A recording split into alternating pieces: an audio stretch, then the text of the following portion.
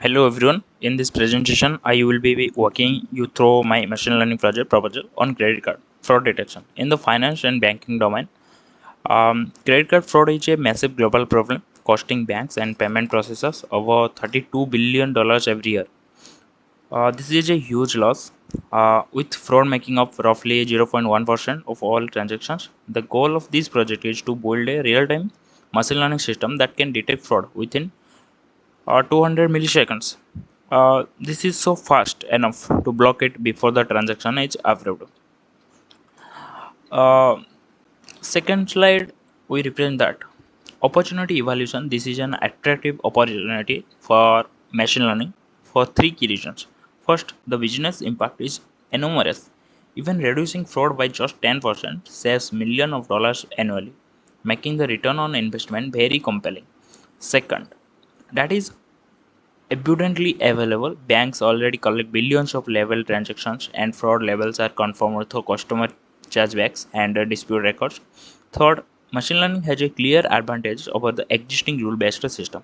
Fraud patterns are complex, high-dimensional, and constantly evolving, and machine learning can detect subtle anomalies at a scale that static rules and human reviewers simply cannot match. Then we will move to slide 3, which is about following the this DM framework. The problem is defined as detecting fraudulent credit card transaction at the point of authorization in real time, while minimizing the impact on legitimate customers. Success on the business side will be measured through outcome metrics such as total fraud losses prevented in dollars, the false positive rate, meaning legitimate transactions wrongly declared, and the customer dispute and chargeback rate. At the model level, we will track precision, recall, F1 score, AUC, ROC, and information latency. The key features that are relevant of this problem include transaction amount, merchant category, time of day, the customer's geography location versus their home location, transaction velocity over the last 1 and 24 hours, whether the card is physically present, device fingerprint, and the customer's historically spending behavior. Uh, let's move to slide 4. My proposed solution is a real-time machine learning scoring API powered by a light GBM gradient boosted tree model. It assigns a fraud probability score between 0 and 1 to every transaction at the moment of authorization and routes it through a tiered decision engine. Transaction scoring below 0.4 are auto-approved. Scores between 0.4 and 0.85 are sent to a fraud analyst for review, and anything above 0.85 is automatically declined. To validate the solution, I plan to run 4 iterative experiments. First, offline backtesting on historical level data to compare the model against the existing rule engine. Second, a shadow mode deployment for 2 to 4 weeks, whether the model runs in parallel but its predictions are not acted yet. Where the model runs in parallel but its predictions are not acted on yet. Third, a small A/B test routing 5 to 10% of live traffic through the model to measure real-world impact. And finally, of traffic with the continuous monitoring and automated alert. Slide 5. Let's we move to slide 5, and we are discussing about our my machine learning system design. And here I made three key system design decisions for this project. First, I choose real-time online inference over batch scoring because fraud must be caught within the 1 to 2 second authorization window.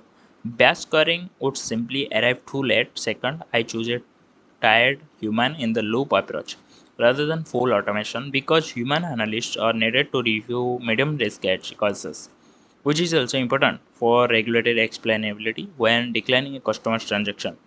Third, for the model type, I choose gradient boosted trees using light GBM rather than deep learning because tabular transaction data with a engineered feature is exactly where GBTs excel.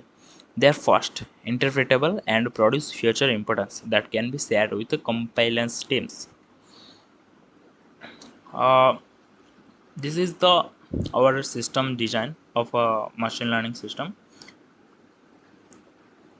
Let's move to final slide where we discuss about the potential risks in the production. Uh, Finally, I want to highlight five potential risks this model may face in production.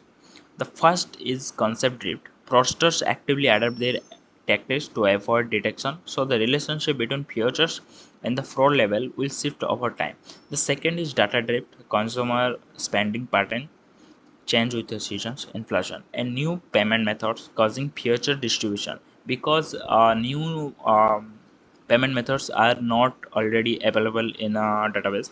So, causing future distribution to diverge from the training data. The third risk is training servicing skew. Features like transaction velocity may be computed differently during training versus live serving silently degrading model accuracy, which is why shared futures storage critical. The fourth and perhaps most overlooked risk is feedback loop bias.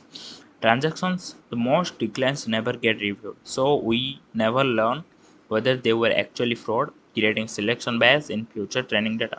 And the fifth risk is latency spikes under peak load during events like Black Friday, which could push inference time above the authorization time.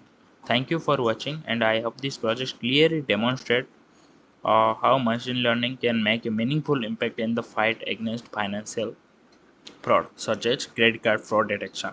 And thank you, myself Ashwini Kumar Koda. I hope this should help you or this machine learning system project will be make an impact fraud detection in a real world.